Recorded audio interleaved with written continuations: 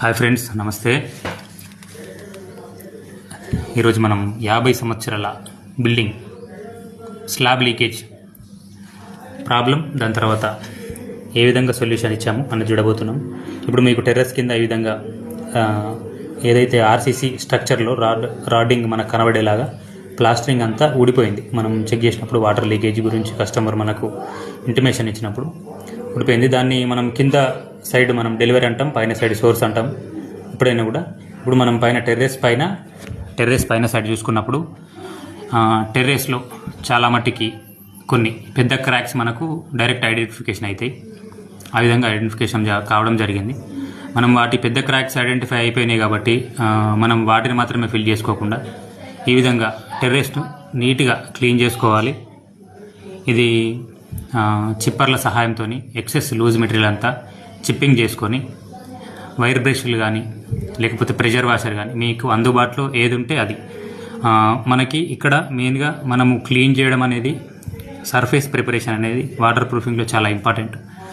So ఆ విధంగా మనం క్లీన్ చేసుకున్న తర్వాత క్రాక్స్ని గ్రైండర్ సహాయంతో 3mm మినిమం డెప్త్ ఉండేలాగా 3mm విడ్త్ ఉండేలాగా మనం దాన్ని వి షేప్లో కటింగ్ చేసుకొని దాని లోపల ఇంజెక్షన్ గ్రేడ్ ఎపాక్సీ అనేది మనం పోసుకున్నట్టయితే అది injection grade epoxy means inject చేయగలిగిన గ్రేడ్ అన్నమాట.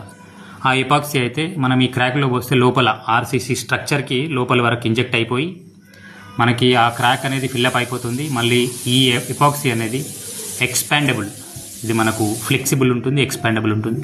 సో కాబట్టి ఒకసారి లోపల మనం జాయింట్ అయిపోయిన తర్వాత ఇది మనకు ఒకవేళ వైబ్రేషన్ల వల్ల కానీ లేకపోతే ఈ మనకు హీట్ వల్ల సన్లైట్ మనకి ఎండాకాలం 40 అబౌవ్ టెంపరేచర్స్ వల్ల ఒకవేళ మనకి ఈ ఆర్సీసీ లోపల ఉన్న రాడింగ్ హీట్ అయ్యి ఎక్స్పాండ్ అయినప్పటికీ మనకు పైన ఉన్న క్రాక్లు మనం ఫిల్లింగ్ చేసింది. సో మళ్ళీ ఓపెన్ కాకుండా ఈ ఎపాక్సీ అనేది మనకు పనిచేస్తుంది.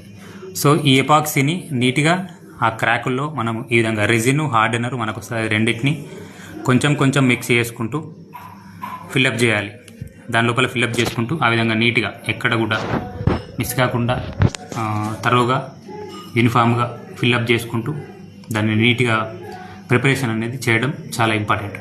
మనం ఈ విధంగా నీట్గా మనం ఎపాక్సీ ఫిల్లింగ్ చేసిన తర్వాత దాన్ని డ్రై కావడానికి based upon the climate conditions మనకి 45 minutes to 3 hours వరకు టైం పడుతుంది.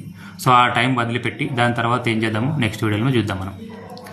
సో ఇది thank you very much. Please subscribe my video, please share and like, support. Thank you very much.